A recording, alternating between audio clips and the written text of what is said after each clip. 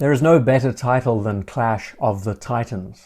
We will be looking at two of the most hardcore experimental prototype divers made by two Swiss rival companies, the Rolex Deepsea Challenge and the Omega Seamaster Planet Ocean Ultra Deep Professional. Both of these pieces achieved their goals. They managed to travel further than humanly possible and tested the limits of what was mechanically possible.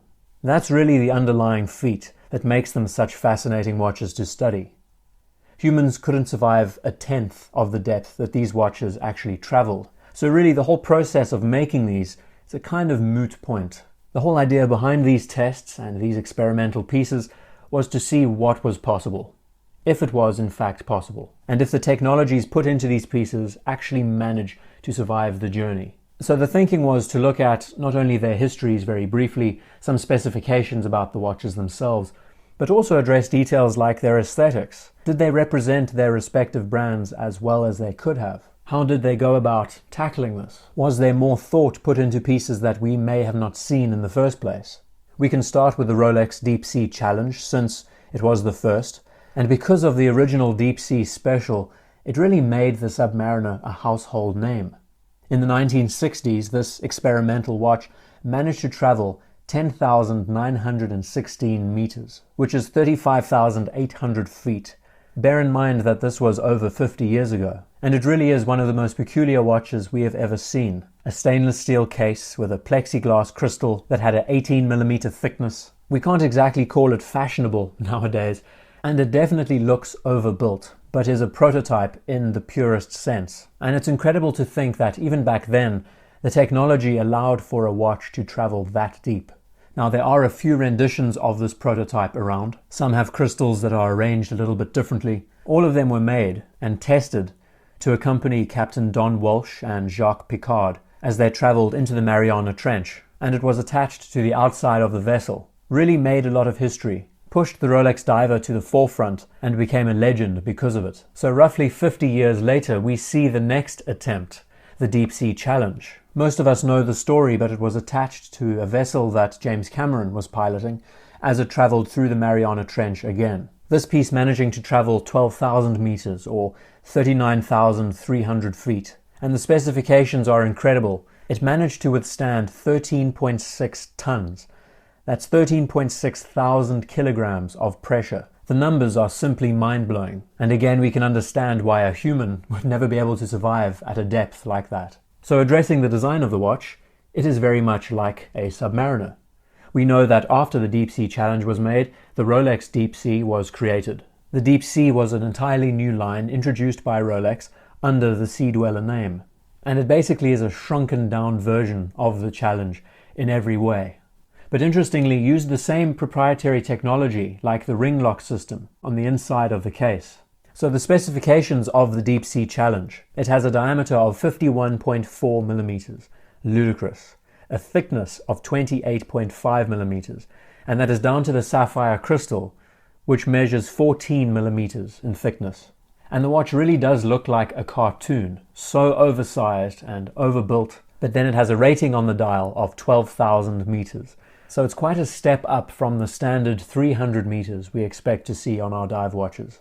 Besides the overall thickness of the case, which looks very out of place, what they managed to do so well here is balance out the dial size relative to the ring lock system and the bezel. If I didn't tell you it was 51 millimeters in diameter, you might have believed that the watch was 44. That really is down to how the proportions and the spacing has been handled. We see that everything, the case, the crown guards, the crown itself, all seem to share a similar size. They are most definitely overbuilt, but the components don't look out of place. The one aspect that is pretty hilarious, and this aspect was actually transplanted into the later Deepseas that we saw, the lug width. The watch's bracelet still measures 20 millimeters. So when it attaches to such a large watch head, it looks very peculiar. And seeing this watch on the wrist is pretty hilarious. But as a watch that represents its brand, that really understands the brand, with the way it's been styled, with the way that all the details have been handled, we can see that it is a Rolex Submariner. And that is very important. You don't have to look at it twice to understand what the piece is. And very much how the original Deepsea Special set a standard, made the Submariner a household name, The Deepsea Challenge did the same thing for the Sea Dweller line, and really pushed the modern deep-sea models into our hands. So it's a piece that made records and created a legacy.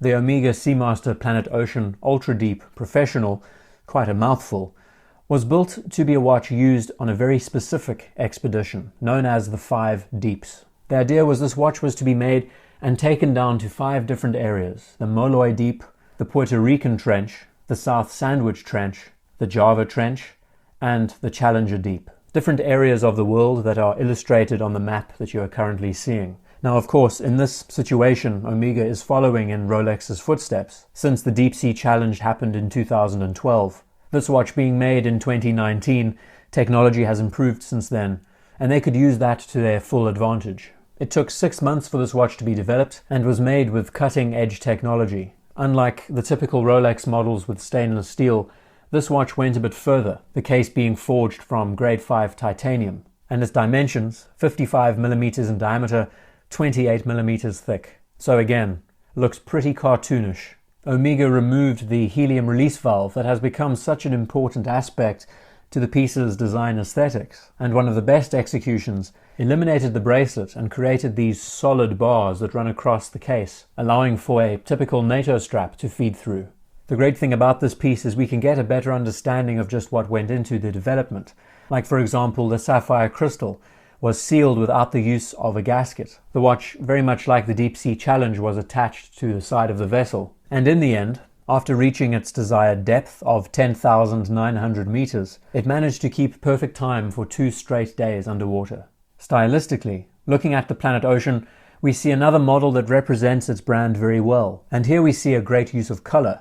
Not only the blues on the numerals and the single line of text for ultra deep, and of course the strap, but notice the second hand, the counterbalance being white, and slowly the gradient fades to blue at the end. Of course, this signifies the depth as it goes deeper, so the light gets less and less. So both of these watches are pretty terrific. And it's superb seeing them side by side because we get to appreciate the nuances that both companies tried to incorporate into their aesthetics. We clearly see that one is an Omega and the other is a Rolex. But the question then is asking which did what better. Rolex managed to create a watch that looks a lot more legible at a glance, but Omega used more advanced materials. One aspect that I think the Omega has over the Rolex is the use of those integrated prongs that allow a strap to feed through, instead of using a bracelet. Of course, Rolex using a bracelet on their model allowed for the strain to be tested at that depth, but the nylon strap allows for less to go wrong. The use of color, I don't believe, is very necessary for this application. It does add a little bit of style to the piece though.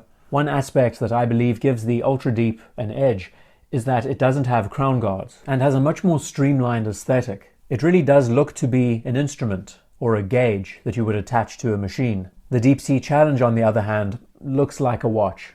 And as far as choosing one or the other for daily wearing, if that was even a thing, not that that was possible, I think the Omega Ultra Deep also wins in this category too. Because yes, they are roughly the same size in thickness and in diameter, but when you look at the way the two watches are presented, the Ultra Deep appears to be a watch that looks a lot more plain, if we're allowed to say that. It looks like something that could be worn as a daily watch, but then at the same time would look so unnecessary. So these two pieces, the whole idea, the concept of creating pieces that go to depths that hardly any machines have ever traveled before, both of which competing, achieving the same goals, but representing their brands in very different ways, shows why these two names are just so popular, and how exploration and the whole process of development can be so exciting in this field.